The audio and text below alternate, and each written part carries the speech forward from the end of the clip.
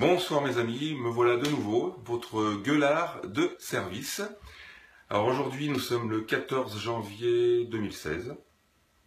C'est une journée avec un double anniversaire. Le premier, bien 30 ans après la perte de notre bien-aimé Daniel Balavoine, qui malheureusement nous a quittés alors qu'il avait certainement encore plein de belles choses à accomplir dans sa vie, en tant qu'artiste, certainement, mais aussi en tant qu'homme avec un grand cœur et homme engagé. Et eh bien, je voudrais dire à tous nos politiques qu'ils n'ont rien à voir et qu'ils n'arrivent pas à la cheville de cet homme qui était Daniel Balavoine et qui peuvent se rhabiller.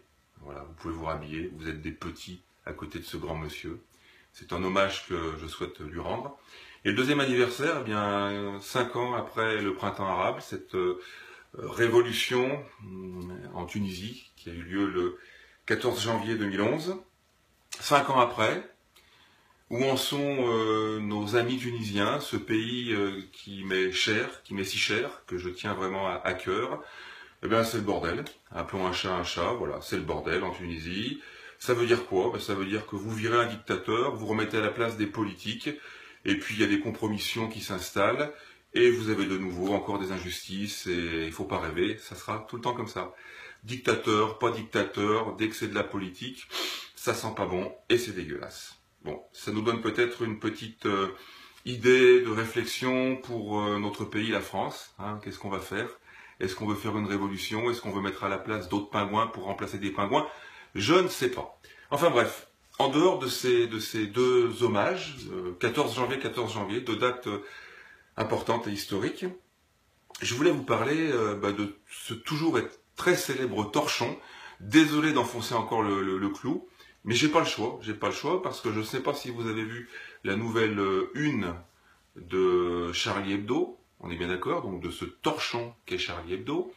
Et là, je souhaitais quand même attirer votre attention sur quelque chose de choquant. Alors, pour tous ceux d'entre vous, d'entre nous, qui avons été véritablement touchés par la mort sur la plage de ce petit Thaïlande, qui ont partagé sa photo, alors bon, je juge pas, certains l'ont fait, d'autres ne l'ont pas fait. Moi, personnellement, je n'ai pas partagé cette photo. Elle m'a fait beaucoup de peine, elle m'a attristé comme tout le monde.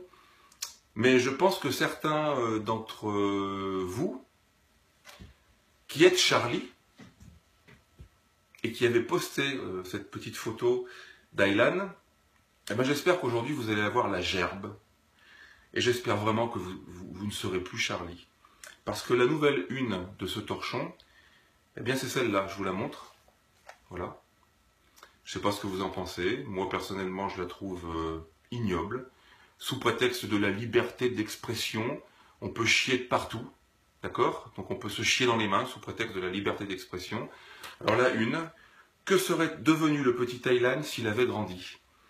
Et en gros, bien, il serait devenu un tripoteur de fesses en Allemagne, c'est-à-dire un violeur, un obsédé sexuel. Alors en plus, ils lui ont fait une tête de cochon.